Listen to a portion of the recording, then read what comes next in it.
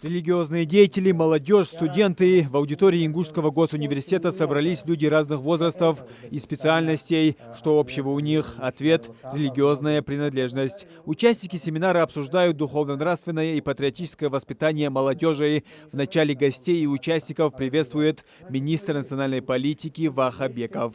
Обеспечение духовно-нравственного развития гражданина России является ключевой задачей современной государственной политики Российской Федерации. Уверен, что эта встреча послужит духовному сближению нашего народа и будет способствовать дальнейшему укреплению межнационального и межконфессионального согласия в российском обществе. В ходе мероприятия обсуждают развитие и укрепление у молодежи общероссийской гражданской идентичности. По мнению участников, путь к достижению поставленных целей возможен благодаря просветительской деятельности и содействию молодым людям в реализации их талантов, интеллектуальных и физических возможностей. Каждый из вас взаимодействует с большим количеством людей, и мы знаем, какие последствия могут принести развитие всяких экстремистских проявлений, экстремистских настроений. Еще в памяти свежи террористические акты, которые были на Северном Кавказе, в том числе в Ингушетии, массовые, огромные, с большим количеством жертв. Никто не хочет повторения этих событий. Поэтому и реализуется ежегодно цикл мероприятий в рамках реализации государственной, национальной политики, государственной политики в сфере межконфессиональных отношений, цикл наших мероприятий.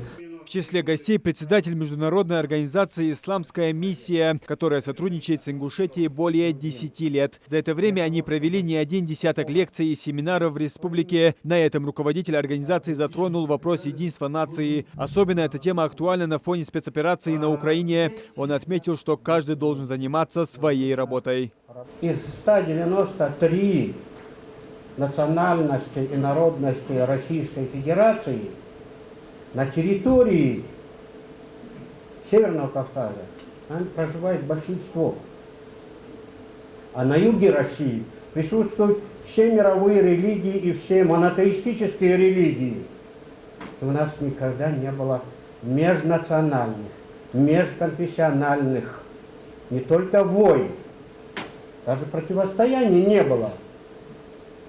О чем это говорит? Это говорит о том, что мы миролюбивые люди и настроены мирно друг к другу. Альхамдулилля. Это наше достояние, это наше основное богатство. По его мнению, одним из первых звонков эскалации ситуации на Украине стало разделение русской и украинской церкви. Этого нельзя допустить в мусульманской уме России. Что мы должны делать? Мы должны объединяться. А чтобы объединяться, мы должны понимать друг друга. И наш семинар, как и всегда, направлен на то, чтобы молодые люди, те, которые сегодня работают в сфере взаимоотношений наших народов, взаимоотношений представителей разных конфессий, мы должны работать, мы должны сближаться. Народ живет тогда, когда есть дух. Общество может развиваться только вот, когда в основе жизни общества лежит нравственность. Нам очень важно, даже вот в этом состоянии, когда люди погибают, когда ненависть, и люди даже... Тот, кто не воюет на фронте, тот воюет в сетях. Друг друга обзывают, там претензии взаимные, недовольство, гнев там, и так дальше.